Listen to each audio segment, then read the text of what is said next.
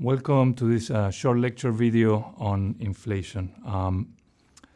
Last time we discussed about the kind of mechanics on how price indices are calculated and how inflation is calculated.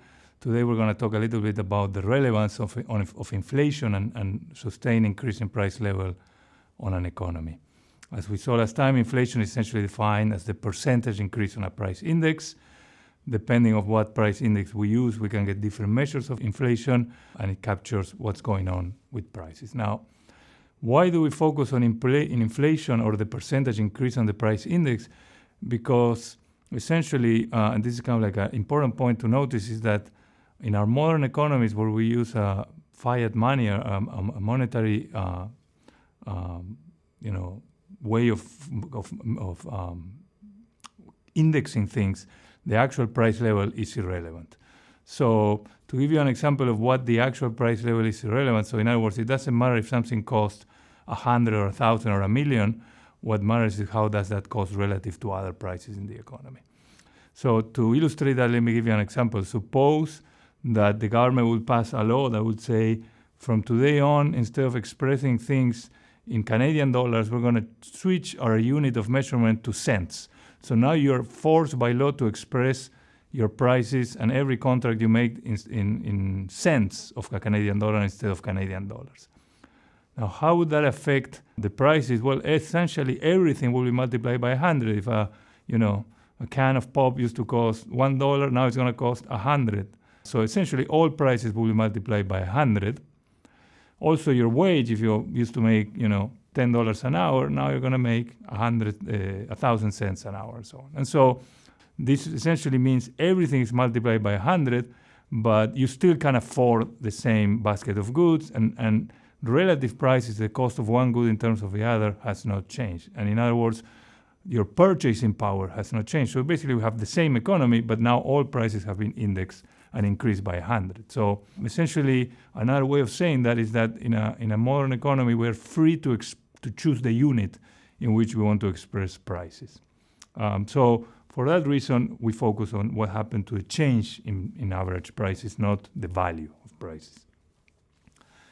To illustrate this and to kind of further illustrate this idea, let's talk about this idea of a real wage. What is a real wage? Well, if the number of your wage that you make in dollars, which we call the nominal wage, is irrelevant because it's basically expressed in units that can be changed, what really matters is what is the purchasing power of your wage. And the purchasing power of your wage is measured what we call the real wage. So let's do a simple example to illustrate. Let's say your wage is $10 per day and a loaf of bread costs $2. Then if you divide the $10 you make by the $2, you see that your real wage, which is your wage expressed in loaves of bread you can buy, is 5 loaves of bread per day. That means what you're earning as a wage has the purchasing power, has the capacity to buy you 5 loaves of bread. And so that's a more relevant way of measuring your wage because it tells you what goods and services you can acquire with your wage. It doesn't give you a number that is meaningless because it's in a unit that we can change. Now, one important thing to notice is that, the way to compute your real wage is by dividing your nominal wage by the price of the good. And so it's easy to see that if you double both the nominal wage, which is upstairs in the fraction, and the price of loaves, which is downstairs in the fraction, your real wage will not be affected by that. And in some way, the real wage is going to be affected by a horse race between what's going on upstairs, which is the percentage change in your nominal wage, and what is going on downstairs, which is the percentage change in the price of the bread, or the inflation in terms of bread. And so we can see that approximately what's going on with the real wage is going to be how much your nominal wage is going net of the increase in the price of the bread. More generally, because we don't only buy bread in a modern economy, but we buy all sorts of goods and services, we're going to define the real wage as the nominal wage divided by the CPI. And by that measure, more importantly, how much does the purchasing power of your wage, aka the percentage change in your real wage is now going to be approximately given by the percentage increase in your nominal wage. How much does your wage in dollars grow by, net of the percentage change in the CPI, also known as net of inflation. So that's why in a modern economy, workers are always looking at inflation, trying to see if you can beat that inflation with your wage growth. And an example of this is that after the Canadian economy saw an increase in inflation coming out of the pandemic in 2022, a response of that has been that real wages went down as a result. And so a lot of labor negotiations started to take place after that increase in inflation, because now workers are saying, hey, my wage, nominal wage used to be adjusted about 2% per year, and now inflation is 8%. That means my real wage is going down by 6%, so now I'm going to need a bigger increase in nominal wages, and that's what all those strikes and labor negotiations were about essentially keeping the purchasing power of the wage constant. And so this leads to the idea of indexing. What is indexing? Essentially, indexing means when you try to increase your nominal wage to compensate for inflation to keep the purchasing power constant. That's kind of the basis of all these labor negotiations we discussed. So as an example, let's say that in 2022 your wage was $1,000 per month and inflation was 10% that year. Then if there is indexing, you would ask, hey, I need an increase in 10% to be compensated for the loss in purchasing power, to be compensated for inflation. And so if there is indexing, sometimes indexing can be included automatically in a contract, and the contract can say your wage in 2023 will be increased automatically by inflation, then your wage in 2023 will be increased by 10%, and you'll be making $1,100 in 2023. And that will mean your purchasing power has stayed the same. Now, this idea is a little bit more general than just labor contracts. It can be applied to any other contract in the economy. Another, leading example is rent. Typically, notice all of these are situations where you're signing contracts that take place over long periods of time. And so when you sign, let's say, a 2-year rental contract, you can think of the nominal rent, which is how much money you're paying in dollars for the rent. And then you can think of what is the value in terms of goods and services that you're sacrificing to buy that rent. And that will be what we call the real rent, which will be calculated the same way by dividing the nominal rate, what you pay in dollars, by the CPI, the cost of those goods.